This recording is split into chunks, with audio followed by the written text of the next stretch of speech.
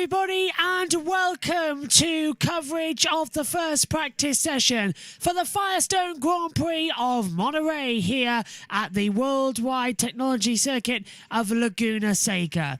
We're all set to go for what is going to be a very exciting opening session.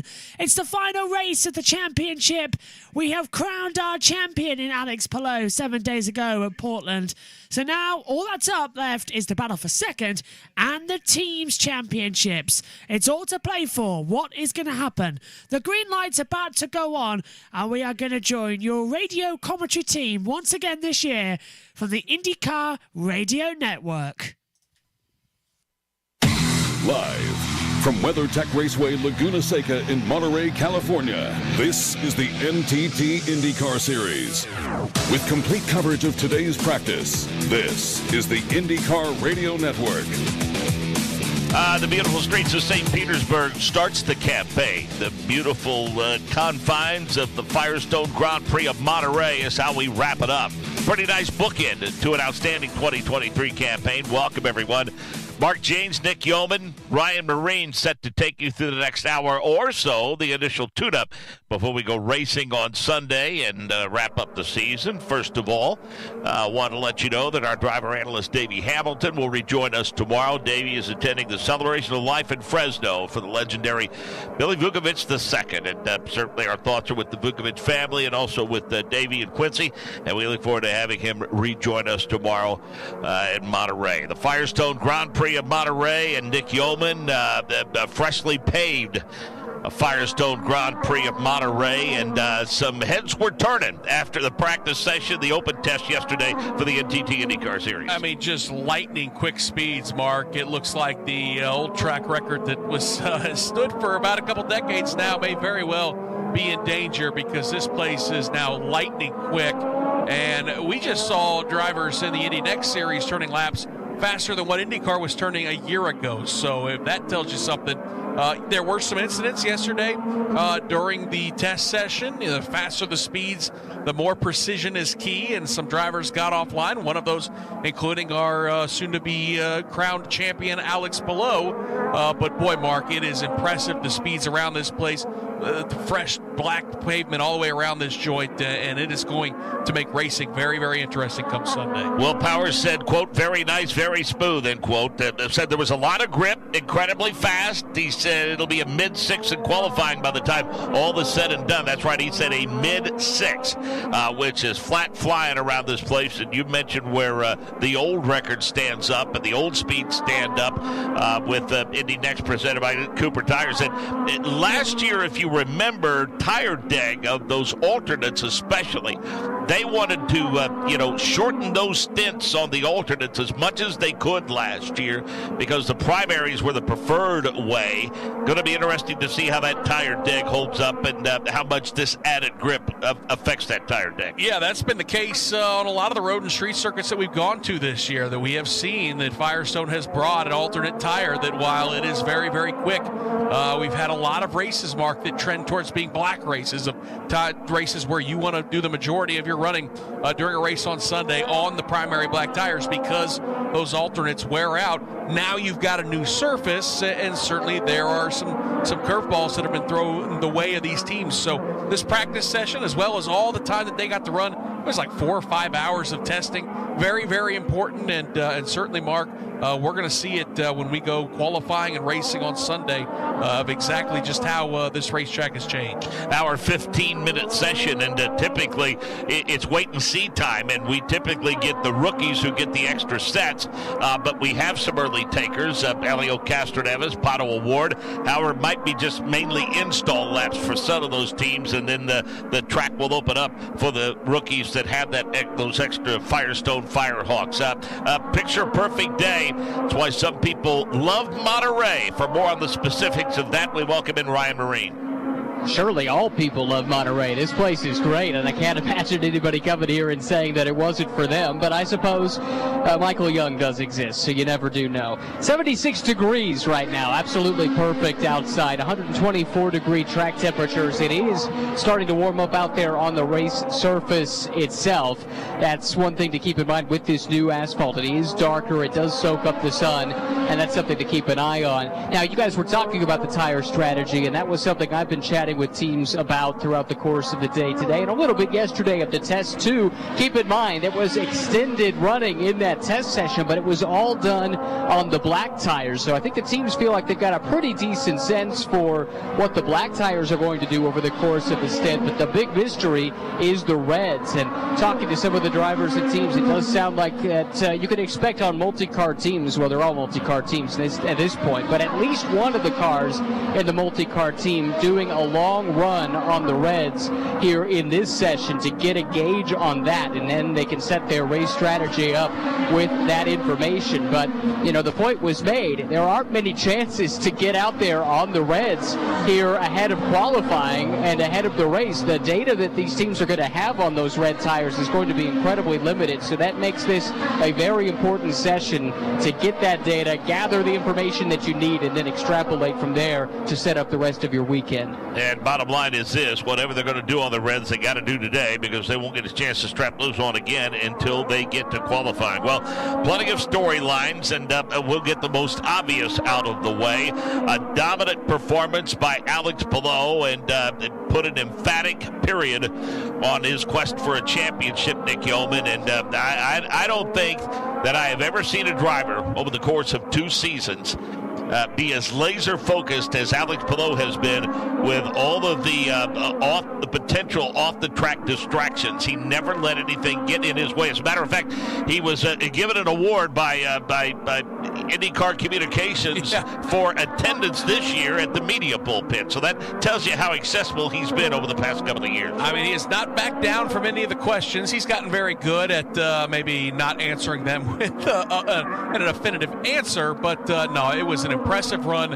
at Portland a week ago, and I am just not sure there is anything that really shakes or gets to this young Spaniard the way that he ran. I mean, took care of the championship really entering turn number 1. He qualified 5th and exited the first couple of corners in 3rd ahead of Scott Dixon, and then all it took was for Graham Rahal and Scott McLaughlin's strategy to kind of get cooked when they had to get off the reds pretty quickly. Once Alex Palou got to the lead, there was really no challenging him. So it was a dominant performance. It was a performance reminiscent to what we've seen quite often from him in his very short IndyCar career, but it was winning a championship in style, no doubt, Mark, leaving absolutely no doubt winning the race and taking home the championship. I think it was a year ago here with his dominant performance and getting the win to close out the season. I think that's where the frosty relationship that had developed between he and Chip Ganassi, it seemed to start to thaw a little bit, because Chip was among the first to congratulate him when he got to victory lane. Well, Chip will be the first one to tell you he likes winners. That's really the only thing that he cares about in terms of being an IndyCar owner. He wants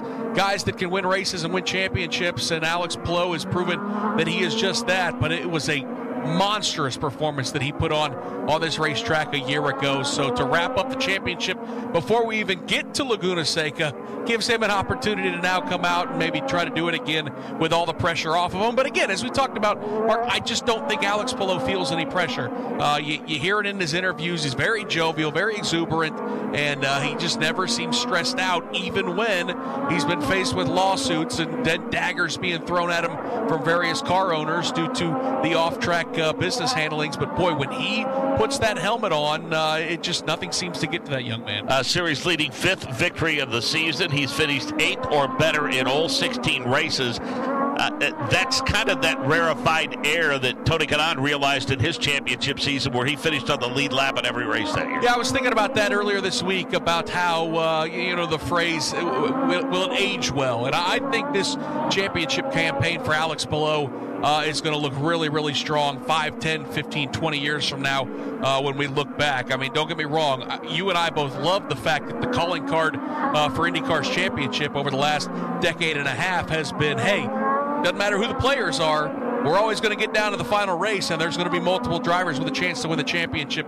The fact that finally isn't the case this year is just a testament to how good Alex Palou has been. And it's been fascinating, Mark, that the last 2 championships, they've been won via consistency in very different ways, right? For Will Power, it was just one win, but Will didn't beat himself.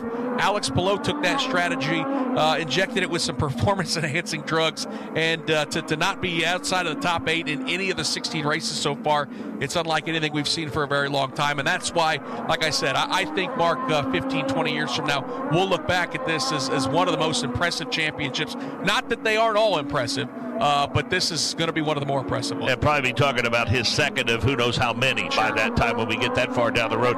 18 of the 27 cars entered this weekend have turned laps in the first 10 minutes or so of this session. It's the first 1-2 championship finish for Ganassi since 2009.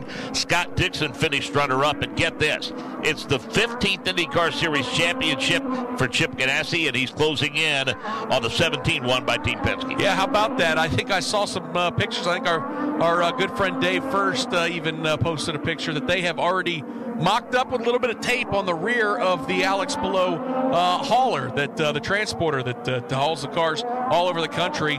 It used to say 14-time champion. Soon it will be painted to say 15, but they added a little tape to make sure that everybody knows it right now as that team treks back and forth across the country. Very, very well deserving. And to go 1-2, not something that Ganassi gets a chance to do very often in terms of the title. So as we mentioned, we're about 10 minutes into the session. Alexander Rossi has jumped to P1, 67.634. Then Kyle Kirkwood, Yuri Vips, David Malukas, Joseph Newgarden, Felix Rosenquist, Ryan Hunter-Reay, Devlin DeFrancesco, Benjamin Peterson, and Tom Blomqvist the top 10.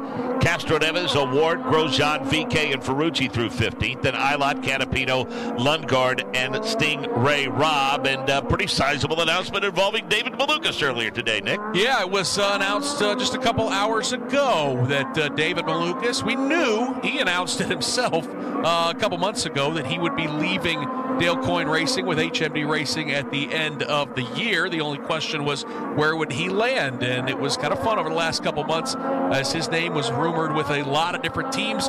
We found out the answer to that officially. David Malukas will be joining Arrow McLaren. So what an opportunity, that driver from Chicago, Illinois, a graduate of Indy Next by Firestone, to team up with Pato O'Ward, who's won a lot of races in this series, Alexander Rossi, an Indianapolis 500 winner, and move over from Honda to Chevrolet and fill that car that Felix Rosenquist will vacate. That was also announced this past week that Felix will be headed to Myers Shank Racing. So what an opportunity for David Malukas, Mark. He's really closed the season here strong with some good runs. He's flat shown that he can get around a Worldwide Technology Raceway just outside of St. Louis with another podium finish. Had a good run at Portland. So very deserving, and it's been fascinating to watch that young man.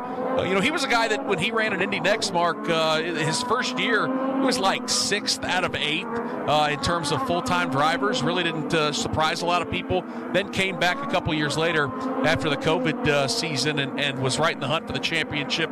And then his rise to stardom has been pretty impressive. So what an opportunity for him to jump behind the wheel of one of those Arrow McLaren cars starting in 2024. Interesting to note that he is moving on from his association with HMD Motorsports. Yeah, because that HMD is Henry Malukas, David's father, the trucking company and Indy Next organization. So they part ways, and it gives David an opportunity to branch out. But I just think about it, Mark, you're kind of limited when you're driving for Dale Coyne Racing. You think of the resources now that David has you've got 2 veteran teammates in Rossi and Pato O'Ward. You've also got Tony Kanaan, who it was announced earlier this year is going to be in a special advisory role for that team moving forward. So for his maturation process and development, what an opportunity now to move on to one of these mega teams. It's going to be fascinating to see how he develops. And, it was earlier this year when we talked to Takuma Sato before the Texas race. Of course, Taku this year in a part-time role with Ganassi Racing.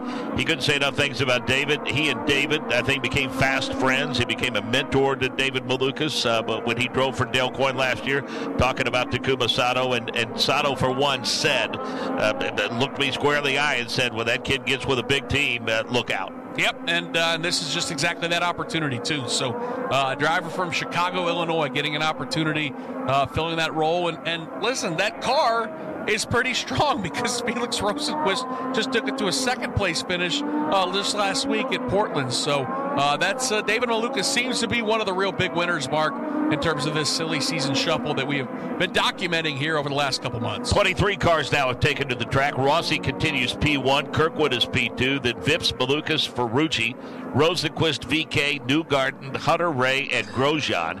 DeFrancesco, Peterson, Blomqvist, and Canapino. Castroneves 15th. Ilott, Award, McLaughlin. Rob, Rahal, Lundgaard, Power, and Armstrong. Let's go to pit road, check in with Ryan Marine. And a chance to hear from Taylor Kyle, who's serving for the final time as the strategist for Marcus Ericsson. We know Marcus is off to pastures new next year, so if you could summarize the season that you've had together. Well, look, I think anytime you finish the season and you don't win the championship, you're always thinking about, what we could have done better, what we left on the table. But ultimately, I think you can take a step back and be really proud of what we accomplished this year, and certainly what Marcus has accomplished in his career to this point with Chip Ganassi Racing. He's the model of consistency. He's a fantastic teammate. He's an Indy 500 champion. So all of these things considered, I think we've had a really good run together. But we're excited about the future and certainly wish Marcus the best. Let's talk about the future, because Marcus Armstrong was confirmed for a full-time ride next year. You've also got Linus joining the team, looking ahead to next year as well. He's been shadowing here for the last few weekends. So what is the level of excitement with those two young guys who are hungry and have a lot to prove? Yeah, no, I think that's exactly it, and that's what we were looking for. And those two young guys that you mentioned, we've got an exceptional pairing in Alex Blow and Scott Dixon that are winning races and championships and those types of things here today. And then we've got a great opportunity with Armstrong and Linus Lundqvist to think about the future a little bit and allow them to learn how to excel at this sport at the highest level. So I think it's a great mix of youth and experience. It's a great mix in talent, and the hunger's there, and certainly the resource and the team's there to support it all. So we're really excited. Finally, let's focus on what you're trying to accomplish here in this session with the new surface. I know you got quite a bit of track time yesterday, but what are you hoping to learn here today? Well, I think yesterday was about trying different things, and today's about fine-tuning. So we're into the weekend mode now. We're into trying to refine the car and make it better for the circuit today, so that we're best prepared for qualifying later in the afternoon. Tomorrow. So that's the focus today, is just making sure we maximize the weekend. Thanks as always for the time. Happy to be joined by David Turner. We normally only get to visit with David during the month of May at the Indianapolis Motor Speedway. David, of course, heavily involved in worldwide driver development, but has many, many other projects that they're awfully proud of, awfully excited about. Going to visit about one of those in just a moment. But first of all, David, great to have you with us here in Monterey. Yeah, no, it's great to be back again. There's nothing like another trip back to the States and keep those air miles up, is there? That's for sure. Rack up those air miles. So tell us about this latest venture that you're very, very excited about.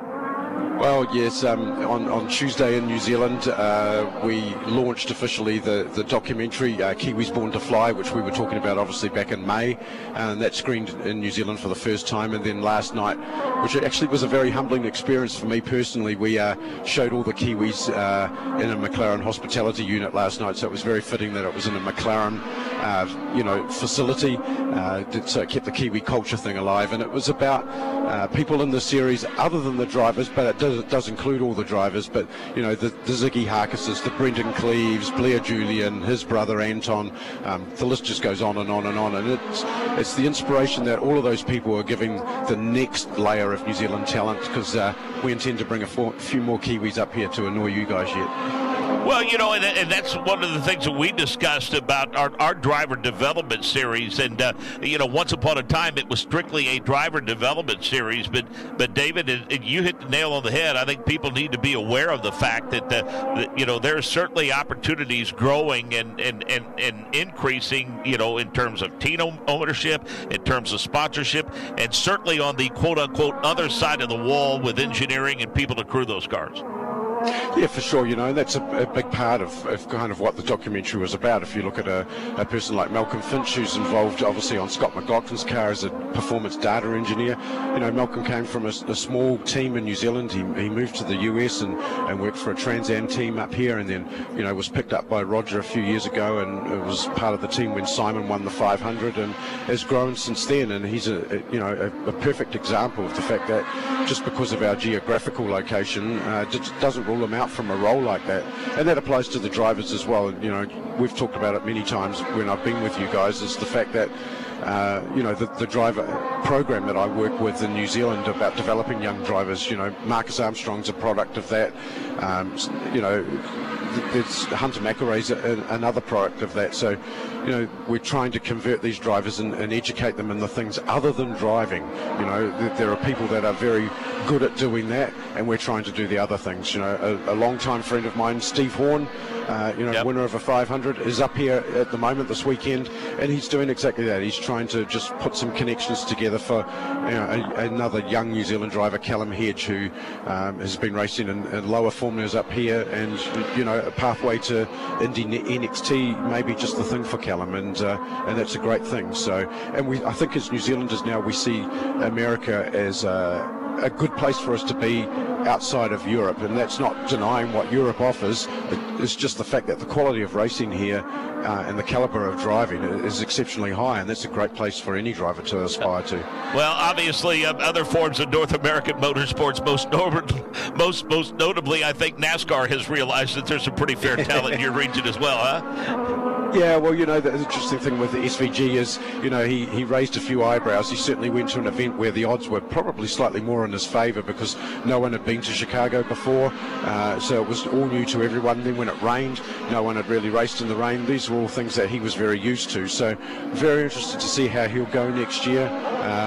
He's another product of the academy. He went through our academy many years ago, and Shane's just he's one of those ones, Mark, that he's just a naturally gifted thing. You put him in anything and he'll drive it, and he drives it well. Well, David, will this documentary be available, and if so, when and how, to where all race fans, and I'm sure there are plenty, would like to see it?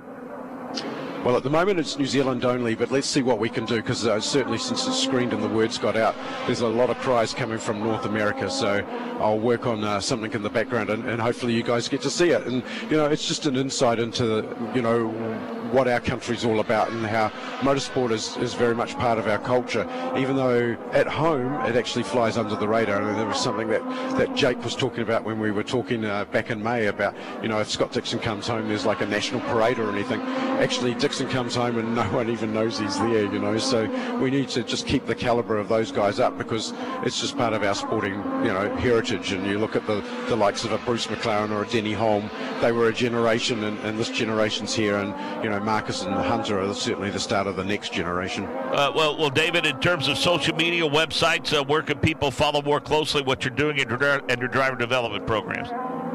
The driver development program, if they just do a Google search on Motorsport New Zealand Elite Academy, they'll find out a lot of information there through the Motorsport New Zealand site, and then that leads you to various parts and then the Facebook page and that sort of thing. So yeah, we had another 8 drivers go through just after I left you guys in May. Went through the camp in July, and there's some talent there. And if you think that when we're dealing with them, they're only 15 or 16 years old, so we're getting them at the right time, and hopefully we choose well and provide them with the tools that they need to venture offshore and believe in themselves as well. Well, congratulations, job well done, continued success. You've become not just a guest, you've become a friend of ours, and we've enjoyed the relationship. And most of all, we want to congratulate you because you have made Kiwi interlopers a term of endearment. So congratulations on that. We're happy to have all of you. Look, I after 22 years of being at the 500, I think it's part of my way of life now, and if I was to miss a 500 or at least a couple of races during the season, then there'd be something extremely wrong with me. So I'm very proud to have the association with all of you guys. It's amazing when we're at home listening to IndyCar radio while I'm lying in bed, because it's normally the middle of the night for us, but it's tremendous coverage. It's fantastic listening to you guys, and it's always a great way to start a Monday morning, that's for sure. Well, you're very kind, and with your background in motorsports, we take that as high praise for sure, and we appreciate it. David, again, David Turner, continued success. Thanks for joining us. No, you're most welcome, Mark, and congratulations to everyone in IndyCar Radio for a great season as well. Appreciate it. Take care. 51 minutes remaining in this session. Colton Herta flying a cool paint scheme. It's been a good week for the Herta family here at Monterey, Nick Gilman. Holy smokes, what a cool opportunity just a couple days ago for Colton Herta and his dad, Brian. If you haven't followed this story, Colton found one of Brian's cars from 1998 that he won at Laguna Seca. Surprised his dad for, I think it was a birthday present, surprised him and let him know, hey, I bought this. This is ours now. Well, they got it running, and they brought it out to Laguna Seca, and then earlier this week, a little ride swapping action as Brian got to drive his old car around Laguna Seca where he's been so successful. Colton got to pilot his car, which is sponsored by Gainbridge, but looks like that old shell car. And then Colton got an opportunity to drive his dad's car around here. Some fantastic photos from IndyCar. Marshall Pruitt from Racer Magazine posted a 4K onboard visor cam, which I strongly suggest you check out, of Colton ripping around this place in that 98 kart machine. But what an opportunity, Mark. Some very cool photos to see father and son sharing the racetrack, sharing a moment, as this racetrack itself means so very much to the Herta family. Well, this is certainly a place where he has done very well in his relatively short career, Colton Herta. And, he's one of those guys, I think, Nick Yeoman, that really would like to put together a rock-solid weekend and give himself a little momentum and a little confidence going into the offseason, because I really think that, they were poised to contend for a championship. I think a lot of folks saw him going into the season as a championship contender. And, some of the reasons he's not a championship contender, self-inflicted, some of them not, but it's not been the kind of season that Colton Herta had hoped for sure. No, you and I kind of talked about this in Portland, that there is a number of drivers that enter this final weekend without a race win in 2023 that I think we're all a little surprised by. Guys like Alexander Rossi. Pato O'Ward has been close but no cigar. Our defending series champion that we can say for at least a couple more days, and Will Power. He's without a race win. And then Colton Herta may be one of the biggest surprises of them all, because of just a year or two ago, his trajectory made it look like he was headed towards stardom, and as a guy who was going to be a factor week in, week out. But you're right, it's been some inconsistency issues, and sometimes it's mechanical issues, and then sometimes Colton has shot himself in the foot. But we have seen when he's got a good race car, and so far in this practice session, Mark, he appears to, as he sits P1 above everybody right now, that he is still as good as anyone in the sport, and is going to be a force to reckon with when we start the season next year. I know that some may point, and I think unfairly so, to his struggles having something to do with the fact that Brian was taken off of his pit box, but I mean, Nick, he was 20th at St. Pete, and then they made the switch. And, I mean, since that time, he had like a 14th place at Barber, had an 11th at Detroit, and then a 19th in the first race at Iowa. He's had a 21st place finish, and two of the last three races he's finished 13th. So I don't know that that's the issue. No, I think all you have to do, Mark, is look at the point standings, and across the board, I mean, Colton Herta is the highest running Andretti driver, but he's only 10th in points, just 4 ahead of Kyle Kirkwood, and just 2 spots ahead of Romain Grosjean. Kirkwood's got a pair of wins, but his season has been very up and down, and then Romain Grosjean has had a season that started so strong, the first 3 or 4 races, that has gone downhill in a big way. So that entire organization has got to find some answers, and I think, there's not one thing you can point to in terms of why Colton Herta doesn't have a race win and say that's definitively the reason why. It is most certainly a table full of issues and just minor things that need to be tweaked and figured out. Many expect that to be a 3-car team, and there will be no more ride buyers, and beginning next season, it's going to be Andretti Global, with the announcement made that they're going to rebrand, and it's an international organization, and they want to be known as an international organization, and it's a great announcement. A lot of folks applauded it, and many feel like that's not the last big announcement you'll get from that organization in not too distant future. That's the hope for Michael, and obviously the patriarchy, Mario Andretti. I mean, they all signed signs are pointing that they want to go Formula One racing, and just need to get approval from the right folks over there in Europe to allow that to happen. But the rebranding effort, very, very strong this weekend that we saw with videos and a new logo and everything. So they're trying to turn the page to the future, and obviously that Andretti global brand is just that. It is all over the world with them dipping their toe, not just dipping their toe, but I mean they are in full force competing for race wins and championships in so many different forms of motorsports. So it's very cool to see, and excited to see the future of Andretti Global and where they're going to take this thing in the next 5-10 years. One of the guys that made people set up and take notice, the rookie Yuri Vips, who made his debut last week with Ray Hall Letterman Lanigan Racing in the 30 car. He was fourth quick in that session yesterday. And earlier today, our Ryan Marine caught up with the rookie from Ray Hall Letterman Lanigan Racing. Yuri Vips last week made his NTT IndyCar Series debut in Portland, now getting ready for your second start here at WeatherTech Raceway Laguna Seca. Let's look back on Portland first. How would you assess your first weekend in the series? It was nice. It was such a cool experience, but I think we did a good job just in the end, running all the laps, doing a clean job, getting back used to the car. There was definitely some mistakes here and there, but that's also expected, I think by the race it started to come quite okay, Our pace was pretty similar to the teammates, so started to get back into it. I just messed up my first pit stop a little bit, so sorry to the boys there, I went a bit long, but everything else was good, and yeah, it's just getting much more comfortable in the car now. Was there any experience throughout the weekend last weekend that surprised you at one point or another? It was just, not really, but it was just all very refreshing, coming from Europe. What I really like about this series is, the fans are really sort of at the center of everything. They have all the access, they can stand next to the awning, see the cars. We have all these autograph sessions, so it was really nice to interact with them. So that was very refreshing coming from Europe, and overall it was just a lot going on, for me. It was a lot of things to learn, but yeah, now I think it will be a lot more natural sort of going into this weekend. You told me last weekend that you really liked the track out in Portland, but how about here at Laguna Seca now that you've been on a track for the test yesterday? Even cooler, yeah. It's such a cool place.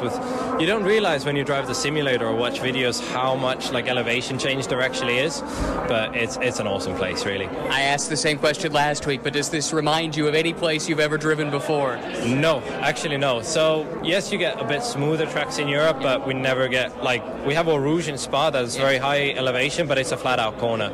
So here the whole track is sort of undulations, camber, corkscrew, dropping up and down all the way. So it's definitely like a roller coaster compared to most of the European tracks. Final race of the season. What would make this weekend a success for you? Well, we had a very good test day yesterday, so I think all cars were up there. So in the end, I just want to do the best job I can. But yeah, probably with the pace we had yesterday, we should be minimum top 5. Do you feel well positioned to be in this seat looking ahead to next year? I have no idea. I haven't had these conversations with Bobby. But I think I'm making good progress. I don't think the first weekend was awesome from my side, but it wasn't terrible either. But yeah, I think yesterday got much more comfortable with the car already, and let's see how the weekend goes. I think if I have a good weekend, then I'm in a pretty good spot. Great to see you. Glad you're enjoying the experience so far. Hopefully it's a good weekend. Yeah, thank you. I don't think there's any question he's a front runner for that ride, and we have had a big off for Romain Grosjean after we saw a brief off by Will Power, turn 10, Romain Grosjean, and 4, we should say. That is turn 4. So Romain Grosjean with heavy damage to the rear of that car. Nick Yeoman, looks like some right front suspension damage as well. Yeah, looks like a very similar spot. I think that's where Alex Palou had his problems as well, but that is a fast right-hander of turn number 4, and it is significant right-hand damage. He's dislodged a tire barrier, so he hit that thing a ton. We see the right front suspension is folded inwards. The rear wing is askew. Looks like there's some side pod damage to the right side of that DHL Honda, as well as we see Romain moving around on that race car. That's the best news of all. And now we're going to get our first shot on the onboard mark. The right-hander of turn number 3 accelerates underneath the Firestone Bridge into the right-hander of turn 4. That's a fast, nearly flat-out corner.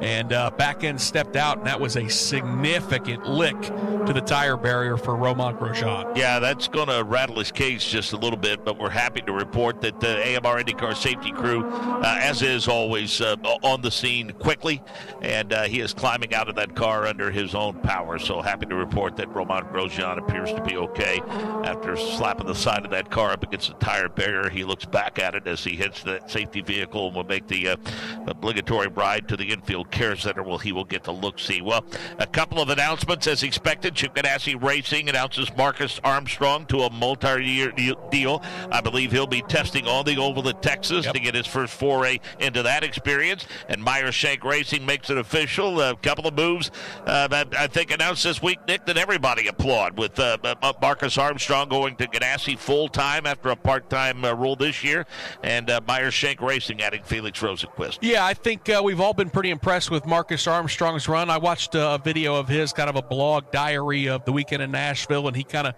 diagnosed and thought of it. He was kind of disappointed with his results this season, but he's kind of been week in, week out, somewhere in that 7th to 12th place range.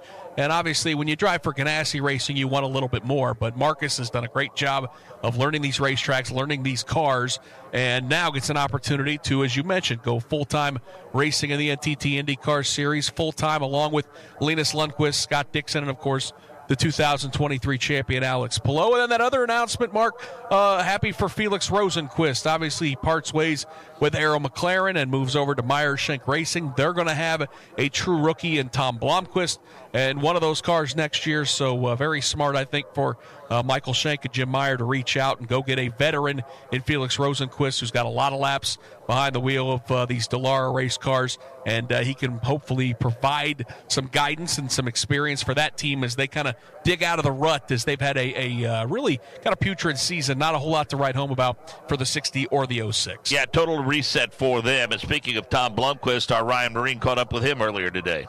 Tom Blomqvist getting ready for his third start in the NTT IndyCar Series. Yeah, a little reaction to that. It's 3 already. Yeah, 3 and still looking down at the bottom there. It's pretty boring. But what has the experience been like, though? First getting thrust into the deep end there in Toronto, a little bit more time to get prepared for Portland, and now 2 weeks in a row in the IndyCar here. Is it starting to feel more like the real job? Yeah, it's been humbling, but it's at the same time, it's coming into this weekend was actually a little bit more relaxing. Just getting that mileage at Portland. When I first went back out in the car yesterday, just like with the seat position, with the steering, everything, the feeling was obviously it wasn't alien to me. So that was a lot easier. And also, like, looking ahead at the race, I kind of know what to expect. The processes, the pit stop sequences, the in laps, the out laps, the racing, how people race, the overtake, the restarts, all that stuff I had zero idea about, right? Like, I didn't know how it's going to go, how other people react, how other drivers going to, where their strengths, and well, obviously I was down there at the back, but also the delta between what everyone's practice pace and in that race pace, right? It definitely slows up a lot in the race. Here in IndyCar, people are just flat out 100% commitment every lap of practice, basically like quali runs, and I'm not really used to that, so. It was good to get that whole race weekend under my belt, and also the red tires, the prime tires, the alternate tires, how the difference of the feeling, on the car, on those alternates. I sort of really extract, the maximum from that, but even knowing how they drop off in a race and how the feel is, all that stuff I had no idea about, right? So it's been crucial. It's been, I learned a lot. For the first time, you come to a track that at least you've raced on before, but I was looking back through your history. You've been here 3 times before in 3 different cars. This will be your 4th time here in a 4th different car. Can you draw anything from probably the prototypes, maybe not so much the BMW? No, I mean, it's, wow, wow, it's like a different track now with the surface. That's true. Honestly, it's actually, when I first came here, it's such a cool, it's Laguna Seca, you play this stuff on PlayStation when you're like a kid, right? And it's supposed to be this super cool track, and to be honest, I was actually very disappointed the first time I came. But, I was saying since the beginning, if it had a proper tarmac, or let's say a grippy surface, it'd be great. And now we've got this super high grip surface. It's actually a really fun track to drive. But yeah, it's like a different track. But it was a lot nicer knowing the way, the corners, right, and how to approach the corners, and it made my life a lot easier yesterday. But again, it was like a different track. The speed, the grip, and everyone's been like, this track is super physical. So it is, those steering loads are insane. So that's different. That's tough. Finally, what are your goals for the weekend? I don't want to be last. No, seriously. I want to show that make a step forward in terms of the performance. That's for me the biggest goal is step forward in performance, more competitive race pace. Improve on the consistency throughout the race. Improve on the things that I need to improve on. The out laps, in laps. Just make progress. Basically, that's kind of the goal for me. Obviously, we need to try and get a decent result for the team as well. But it is what it is, and I'm just going to give it my best, and that's all I really can do at the moment. So, yeah. We wish you the best of luck. Thanks. Thank you. Tom Blomqvist visiting with Ryan Marine as we just about have the tire barrier reset. Nick, they got the car extricated pretty quickly, but had to do some repairs to that tire barrier that was kind of dislodged over at turn 4. Yeah, it looks like a member of the AMR safety crew, as well as some local track workers, have got the heavy machinery out, and they are pushing those tires back in place where Roman Grosjean hit them and made what looked like significant damage. It's always, anytime they pull the car away from the tire barriers, Mark, it never looks as bad. A lot of that stuff, as we talked about, is bolt-on with the rear wing.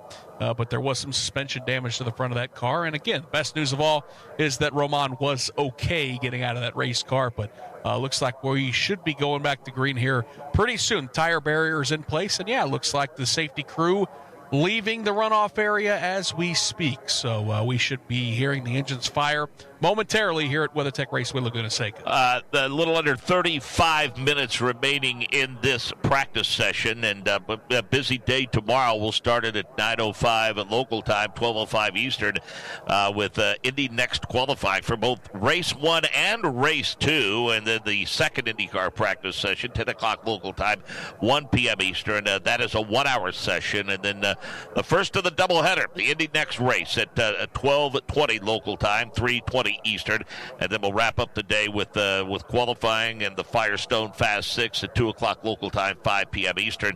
And final warm-up for the NTT IndyCar Series. Move back to Sunday morning, Nick. Well, there you go. So last couple races, we've been burning the midnight oil late into the day on Saturdays, but now that'll be a morning session. So a little bit of a different schedule. But you mentioned 2 races for Indy Next by Firestone. Christian Rasmussen trying to wrap up that championship mark. He was impressive. P1 in practice just about an hour ago. So we'll see those drivers on track twice this weekend, competing for the final 2 race wins of 2023.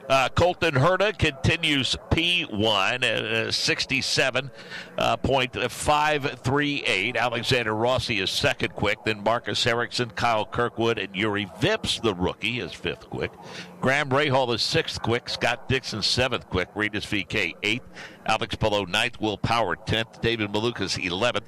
Scott McLaughlin, 12th. Santino Ferrucci is 13th. 14th, Roman Grosjean. 15th, Felix Rosenquist. 16th, Joseph Newgarden. 17th, Marcus Armstrong. 18th, Benjamin Peterson. 19th, Callum Ilott. 20th, Christian Lundgaard.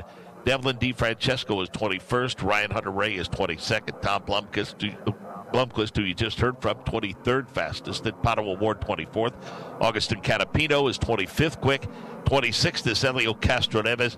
And 27th, Sting Ray Robb. And we expect, we heard that perhaps that some of these teams and drivers, according to Ryan Marine, would make an effort to make an extended run on those alternates just to see how that deck matches up with this brand new surface here. We may be just a few minutes away from that. Typically, Nick, we get that in the last 15 minutes of this Friday session, and if one's going to make an extended run on it, I would think that they would probably want to do that with about 25 to 20 minutes remaining in the session. Yeah, especially maybe earlier than you think, right? With the test session yesterday where we heard that there were some significant offs, and we just had a big one for Romain Grosjean. Maybe you don't wait for the last 10, 15 minutes to get a true read on those reds. Maybe you do that with, as you mentioned, 20, 25, maybe even 30 minutes to go. We're just a couple minutes away from that 30-minute mark, but this is typically what you want to do, Ryan. Everybody wants to lay some rubber down, get comfortable with those race cars on the primaries, and then switch over to the reds, and I think we're all anticipating that here soon. Yeah, it shouldn't be too much longer. I haven't seen any movement in that direction up and down pit lane so far. Everyone's still on blacks. We've seen a couple different sets of blacks used up to this point. But I'm with you, again, especially based on conversations I had in the paddock yesterday and today. Just that desire to get a read on this new track surface with the red tires. At least one driver from these multi-car teams is going to want to go out and try and do a longer run. So we are getting closer and closer to that situation here with just over 30 minutes to go. A couple of other battles, Nick, that we're still deciding in that I think much valued battle for that leader's circle spot. 22 spots up for grabs, and of course the 11 car of Chip Ganassi Racing is a fourth in that stable. That is currently 14th in points. So let's go back to around that Mason-Dixon line, if you will. 22nd in points right now. Let's go 21st in points with 179 points is Ed Carpenter Racing. 22nd in points, the 30 of Myers Shank, so that's the 20, then the 60, then the 30 of Rahal Letterman Lanigan Racing at 169. Then you've got the 78 of Juncos Hollinger as 24th with 166 points, and then the 29 of Andretti Steinbrenner Autosport at 164. They do have a fourth entry eligible because that was grandfathered in. That is expected to change next year. They don't care about that. They're just concerned about the here and now. So there's 3 or 4 cars there in this final race, really close together, battling it out for that final spot in the final couple of spots. Yeah, and you said those gaps are anywhere from 3, 6, 9 points. Right. And you know, you're talking about cars that are typically running towards the back of the pack, so nobody's scoring major points. So you don't see a lot of swings in terms of position changes, but yeah, that is certainly going to be one of the battles that we will watch. We see one of those cars that you just mentioned, the 30 for Rahal Letterman Lanigan Racing, being piloted by Yuri Vips, is going to bring out a red flag. He was climbing the hill, headed to the corkscrew. He's one of the few drivers, Mark, that has put on the alternate red tires, but that car is now pulled off to driver's left as he's had some sort of mechanical issues. And we'll take the opportunity during this red flag to go back to pit road and check in with Ryan Marine. And I'm standing by with Connor Daly. Unfortunately, not in a race car here this weekend, but still at the racetrack. What does a race weekend look like for you here as you walk around and continue to network? Oh, man, we're just looking forward to the future, obviously. You know, I have a lot left that I want to do as an IndyCar driver. You know, I've had some great opportunities this year with some great teams. You know, the 30 car behind me, Rahal Letterman Lanigan and Mike Shank's team as well. So, yeah, just trying to plan for the future, trying to do some work, see what's, you know, there's a lot of changing seats and many people in different costumes next year. So, you know, we obviously want to be a part of that musical chairs game, and we'll see where we end up. I'm sure you've got your ear to the ground. Do you know kind of what options might be out there still with some of these seats being confirmed here over the last few days? Yeah, I mean, it just depends on you know who's got the most money in some situations, but you know there's definitely open seats. There's definitely situations that I could see myself in. You know, some great relationships that I've had before in this paddock. Some people that I really want to work with again. And you know, we'll just have to see what happens. We got to, you know, figure out what, you know, who's going to get behind us, who's going to be with us, and then we go from there. But, you know, I really want to be in this paddock. Greatest series in the world, I think, and, you know, we'll see what we can do. As difficult as I'm sure it was mid-season to find yourself out of a seat, how reinvigorating has it been that when in need teams continue to turn to you? Well, I'd like to be more than just a weekend warrior, but I think every time I've got in, I've done my job in completely new situations, and it's tough to get into these cars when you are not entirely familiar with the system and you've been used to another system. So I'm just excited that it has gone well. St. Louis was an enjoyable time, even though we had a lot of things that were kind of against us in that race. It was still fun to be a part of the series again, have a great qualifying, and I just love that track. So it's nice to be called upon. I just know what I can do on road courses as well as street courses and ovals. So we'll see what we can come up with. You've done some TV punditry before, so let's put that hat on here for a moment. What do you make of the new track surface? How do you think that's going to affect the racing this weekend? Man, honestly, it looks like they're slot cars out there. I mean, they're just so fast. The corner speeds have increased a lot. I was chatting with Mr. Lundgaard this morning and about his day yesterday and looking at some video, and these cars are flying around here, which is really cool. And physically, the drivers are going to be pushed to their limits. I know that. With more grip and more speed comes more physical demand, and these cars are already quite a challenge to drive. So you're going to see some really interesting strategy to try to take advantage of stuff. But I mean, this track is just fast as something crazy right now. So I love to see it. I wish I could be out there driving, but who's going to make the least mistakes on Sunday, and who's going to be, the just overall fastest car is going to win this race. Who do you have your eye on to be that overall fastest car? Oh man, I mean, how do you not pick Alex Palou? I don't know.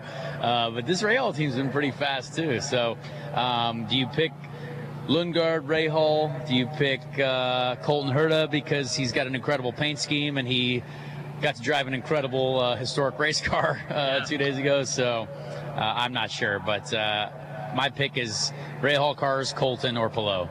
Finally, for those trackside, maybe we can take a look at this shirt. That's a pretty awesome shirt you got. Is that a Danny Sullivan Miller High Life T-shirt you got there? Absolutely. You better believe we're going to support the history of this sport. Danny Sullivan's a legend, and hopefully we can get maybe more beer sponsors back in the IndyCar series again, because those cars looked awesome. Sign me up for that as well. Hey, you get to work doing the Lord's work, and hopefully we'll see you in a beer mobile next year.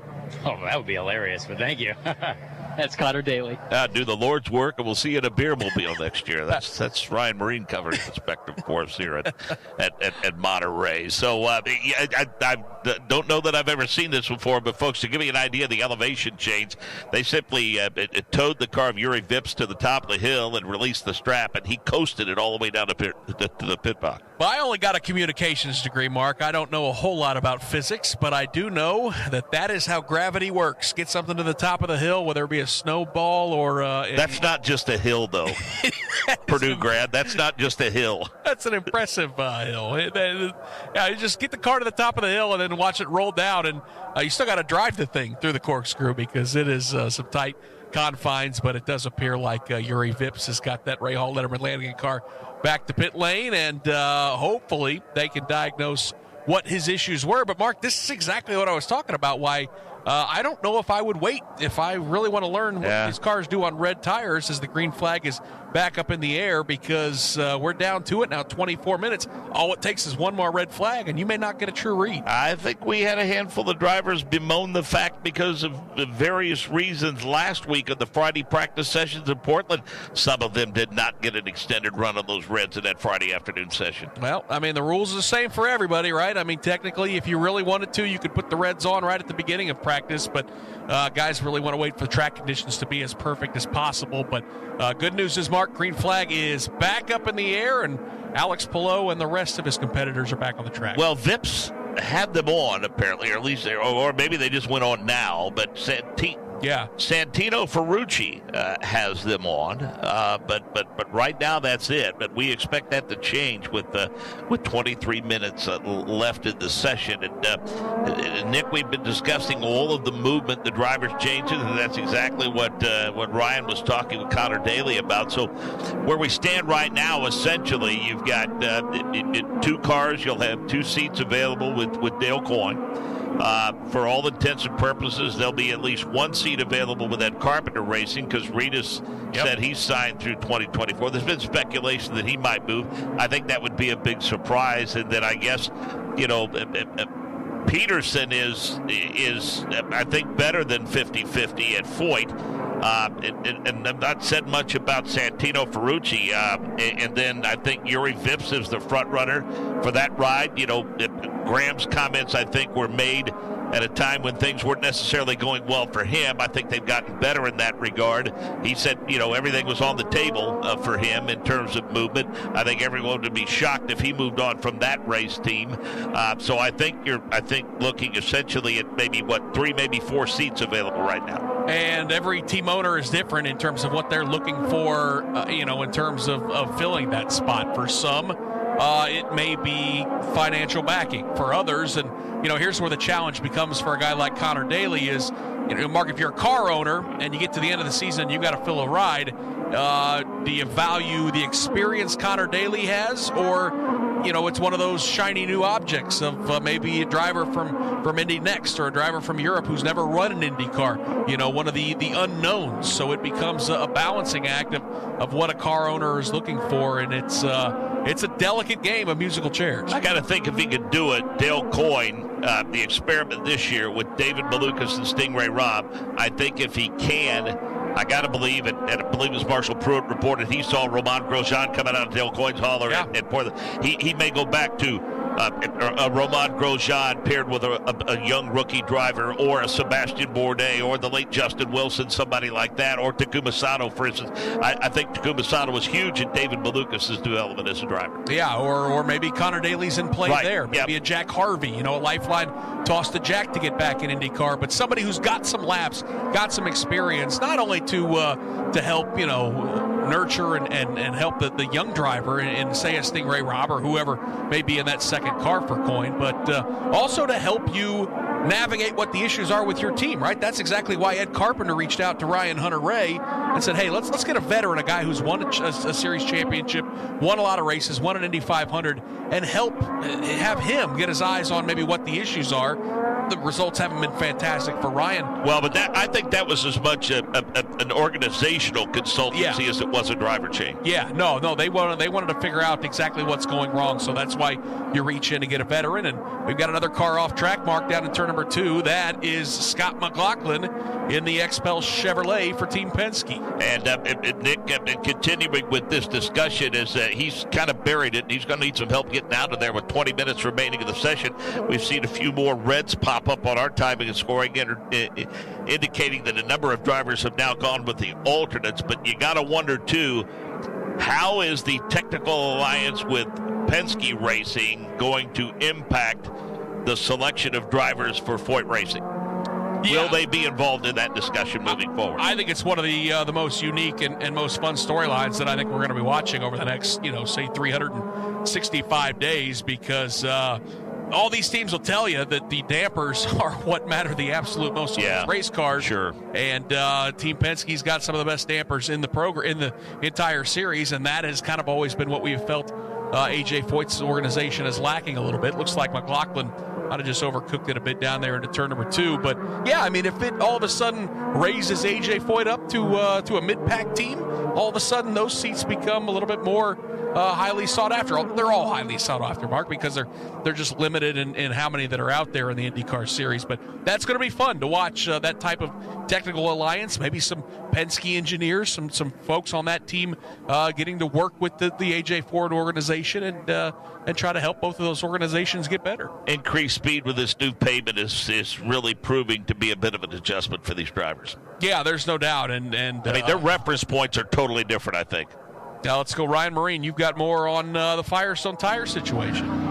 That's right, guys. And yeah, here with this red flag, just about everybody here in the pit lane, if they've not already put the reds on, they're in the process of doing that right now. And I do wonder how much this throws a spanner in the works of trying to do a long, extended run on the reds to gather that data, because the time is starting to tick away here with these interruptions late in the session. Be interesting to get the thoughts of the folks from that Firestone tech box and find out exactly if they made Nick made any adjustments to that compound in anticipation of this surface. Yeah, there's no doubt that obviously you get a new track surface. The teams want to gather data and information, but Firestone has to do a lot of homework as well heading into the weekend, and they've got engineers that are tracking these tires and getting readings up and down pit lane, but they have to do a lot of homework coming into the weekend to make sure that those things are ready to perform. They usually do, but in terms of finding that perfect match that we're always looking for primaries to alternates that provides good racing, good tire wear across the board, it's always a moving target. And, 9 times out of 10, Firestone usually finds the mark. They do a great job.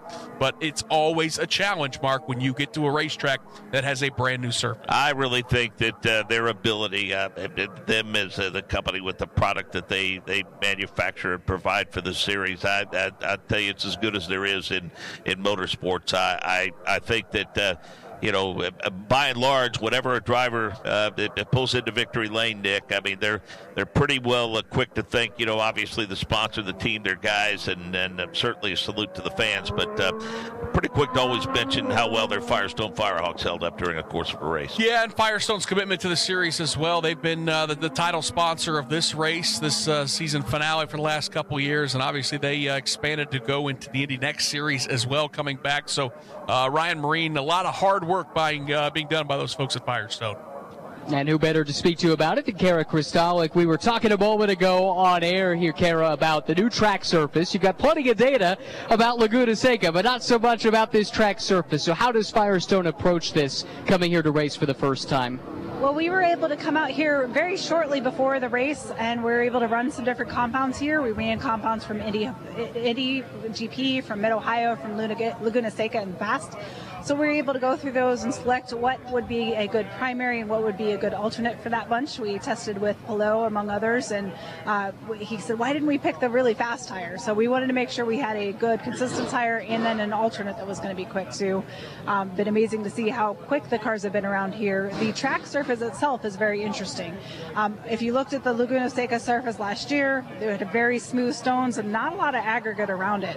So what would be added is that micro texture, and that micro texture is what really gives the car this grip around here. Yeah, it's super interesting. Now, with the red tires, how much wear do you expect, or are you kind of going into the unknown along with these teams? Well, we were able to gather the data we got from the track, and one thing we see is the cars are really consistent, the tires are really consistent. We break the compounds from many different tracks, and it's very close, so we're not going to see a lot of wear, either primary or alternate.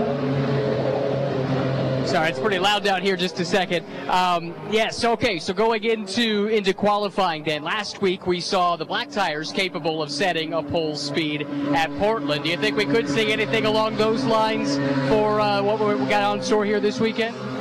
Didn't hear what you said because it's super loud, but yes, we're going to see both fast times both on primaries, and the primaries are already unofficially under the track record, and the alternates are going to be very quick around here as well. Fantastic. Thank you very much. I appreciate the accessibility all throughout the course of the year at the times when they have been their busiest. Kara Adams and that entire crew, Nick, made themselves extremely accessible, and we appreciate the fact they provided such tremendous insight to our listeners and to NTT IndyCar Series fans throughout the course of this year, each and every year, in fact. Up and down the paddock as well. We get to the end of the season, Mark. There's a lot of people to thank, and for the teams and their engineers and race strategists that our pit reporters have been able to talk to as well. We're very appreciative, and we know our listeners enjoy that as well. It's one thing to, hear us talk about and describe the action of what's going on. We know that's fun and exciting, but the insight that people from Firestone, from Chevrolet, from Honda, and from all of these teams, the access that they give us and the information is always top notch, and we really appreciate it. So Nick, Colton Herta continues P1, but Alexander Rossi's been leapfrogged. Yeah, Pato Award looks like he has put on the alternate red tires. I don't think he turned this fast lap on the reds. I think that was before this most recent red flag. But he has gone to P2. Colton's fast lap at 1:07.538. Pato Award goes second at 1:07.591. So very, very tight at the top. Then it's Rossi, Erickson, and Kirkwood.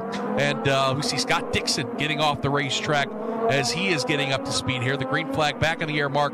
13 minutes to go, and we see on our timing and scoring a lot of teams, over half of the organizations, Mark, look like that they have jumped onto those alternate red tires. So it is time to find out what those things have. So, as Nick told you, Herta, Award, Rossi, Erickson, Kirkwood, the top 5. Yuri Vips continues top 10. He was in the top 5 in that test session yesterday. Then Rahal, Dixon, VK, and Pillow. Power, Malukas, McLaughlin, Ferrucci, and Grosjean. Rosenquist, Newgarden, Armstrong, Peterson, Eilert. Lundgaard is 21st. DeFrancesco's 22nd. Hunter Ray 23rd. Blomqvist 24th. Canapino 25th. Elio Castroneves is 26th. And Stingray Robb 27th. There was a portion of the midway point of the season where it looked like Christian Lundgaard had really started to find his pace. He finished 7th at Road America, 4th at Mid-Ohio, and then won Toronto. But he followed that up with a 20th place finish at Toronto, or check that, a 20th place finish at Iowa, and then finished 13th in the second Iowa race. A couple of top 10s for him since that time, and 9th at Nashville, 4th place at the Indianapolis GP. So it's been kind of an up and down season for him, but the second half of the season for that organization as a whole has been rock solid. And our Ryan Marine earlier today caught up with Christian Lundgaard. Christian Lundgaard getting ready to close out the NTT IndyCar Series season here at WeatherTech Raceway, Laguna Seca. You were on track yesterday, and it looked like a pretty good day for the Rahal team with all 3 cars in the top 11. What allowed you to roll out with such good pace across the board yesterday? I think all road courses we've just been fast this season, and I think we proved it yesterday. We were expecting the car to, just sort of balance, to be close to Road America with the new pavement. I think that the car was in a better window than it was at Road America, which is always a positive. But no, I think we just have a good car, and we need to continue building on that today in practice. But I think the run plan is going to be very different for everybody today than it was yesterday, just because we now had the extra track time. But I think everybody's quite excited to get on the Reds and see where the pace really is. How similar is this repaved surface to the new pavement at Road America? Are there some similarities? Yeah, I'd say the biggest similarity is that as soon as you get offline, there's no grip, and I know that's why a lot of people made mistakes yesterday. Luckily, I wasn't really in one of those, but I know that a lot of people just made mistakes because the car is the track is super slippery off track, and also we know Laguna is known for all the dirt and dust on the track, and it makes a huge difference. From a driver's perspective, is it more fun to drive on this new fast surface than the high deg surface last year? I think so. I think everybody's more excited now, also because it's been coming for such a long time.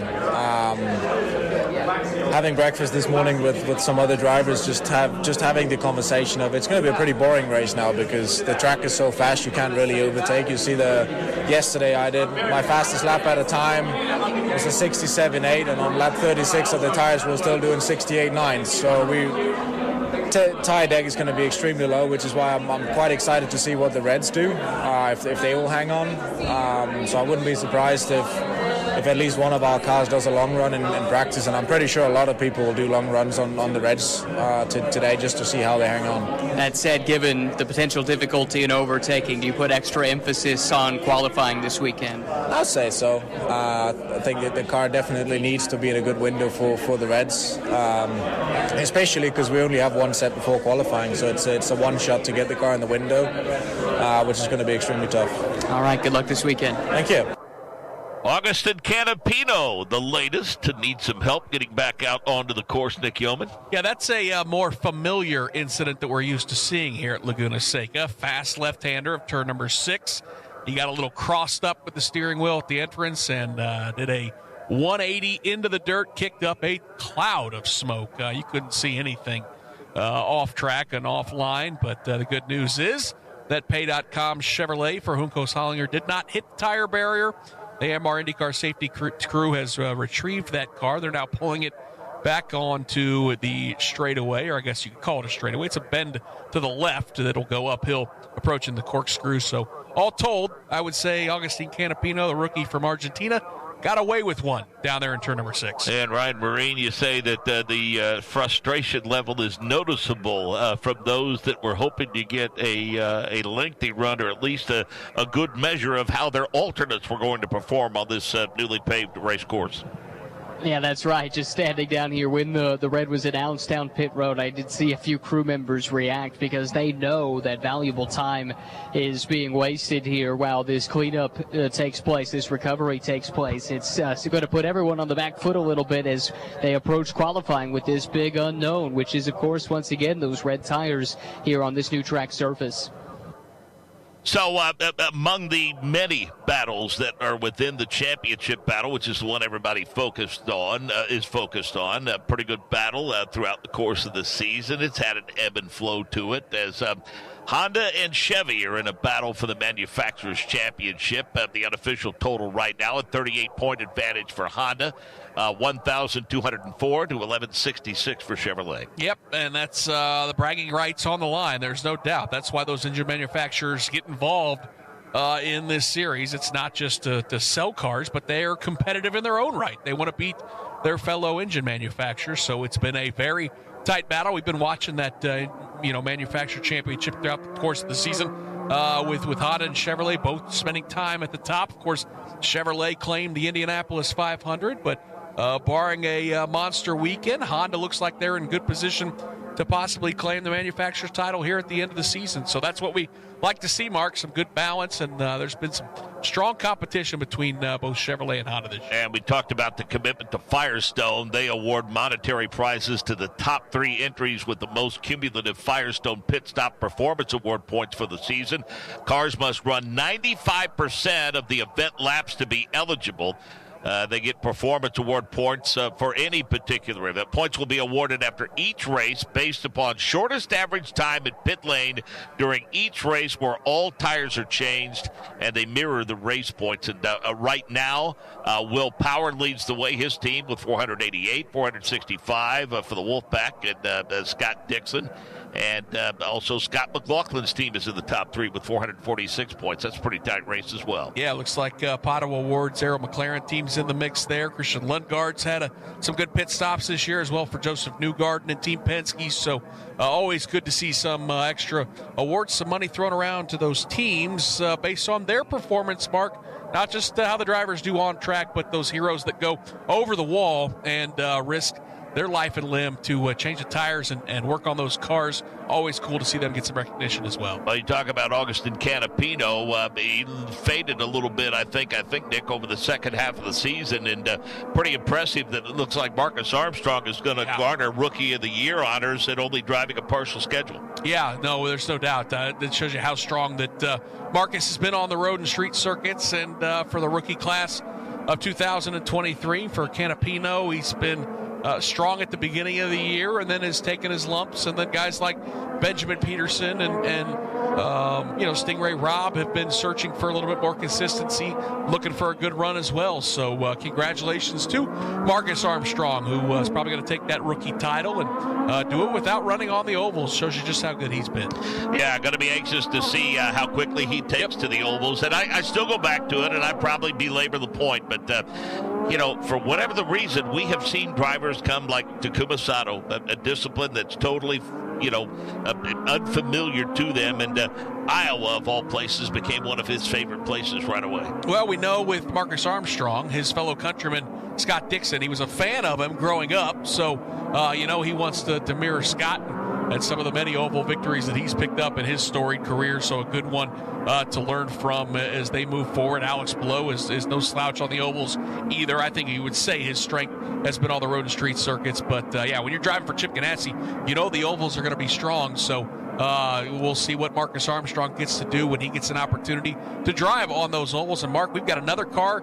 That is one of the Team Penske machines. Will Powers had it off, and he has hit the wall. Yeah, and it looks like that rear wing assembly is crooked, and it looks like also the left rear is flat on that car, and that is going to be a rather lengthy, precarious drive for Will Power. And as a matter of fact, he's lipped that car up the hill, and the red flag is going to come out. And given where he is on the course, Nick, that just might checker this session. Yeah, that was the right-hander of Turn 4. That's where Roman Grosjean had his accident, and I think that left rear tire is more than just flat. I think he bent the wheel. I mean, it's off the rim. Yeah, it's off the rim. So that tells us that the rear end of that car got off the racetrack and that's where he hit the wall. Oh yeah, you could look at the rear attenuator and the light. I mean, it's all askew, and the rear wing is bent as well. So the back end of Will Power's car against the tire barrier, and now he limped it and has come to a stop in between turns 5 and 6, as this has been, quite frankly, Mark, a very, very messy last 30 to 40 minutes here. Okay, well, we don't know if we'll see cars back out onto the track, because it's going to take a few minutes to get that car back to pit road. And so Yuri Vips continues to impress. A successful test session for him yesterday, and right now he's P6, Ryan Marine. That's right, P6, even though your session got cut a little bit short. First of all, what do you know about what took you out of the race car here a little bit early?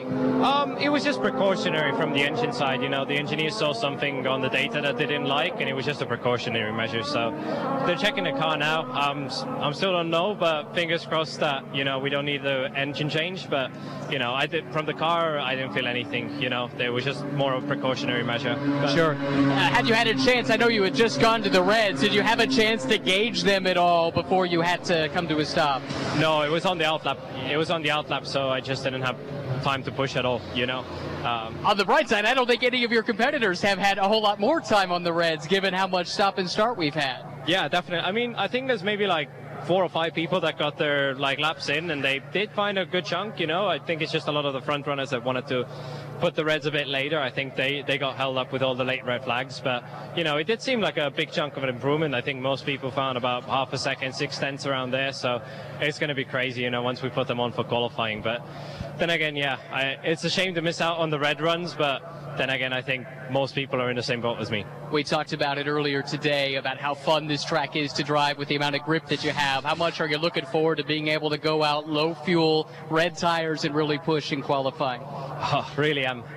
Yeah, it's such a cool place, and now that it's repaved, I think probably by qualifying we'll find 5 seconds compared to last year, so it's crazy if you think about it, half a second per corner, so it's a completely different racetrack, and really enjoy it. One of my favorites for sure. Appreciate the time. Thank you. That's Yuri Vips, P6 here in practice 1. Now, there might be a conversation from folks like this that say, okay, it's an hour and 15-minute session. Okay, why would you wait till the last 20 minutes or so?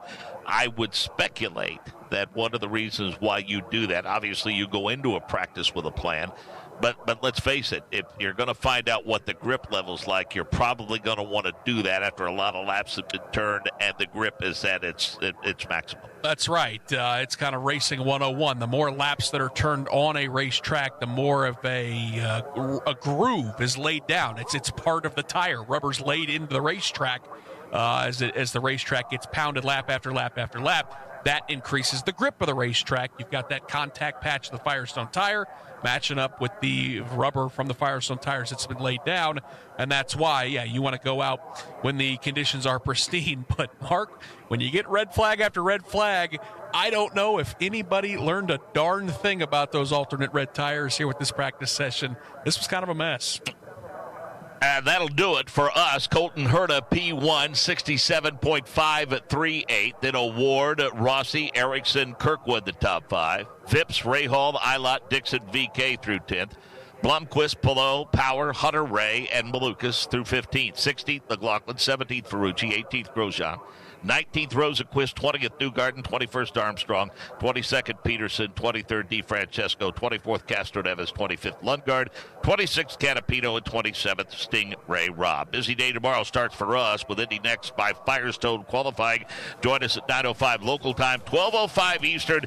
And then the final IndyCar practice session comes your way 10 o'clock local time. 1 o'clock Eastern, we'll have Indy Next race number 1 for you tomorrow, along with IndyCar qualifying, knockout qualifying, and the Firestone Fast 6. For all of us, so long for now, for the Firestone Grand Prix of Monterey. A fantastic practice session then. Very crazy, very, very chaotic. Colton Herta, as like his father did, taking top honours here in the first session. We'll be back tomorrow from all the action. Thanks for your company. We'll see you again soon. Take care. Bye-bye. The preceding was an exclusive copyrighted presentation of the Indianapolis Motor Speedway Radio Network.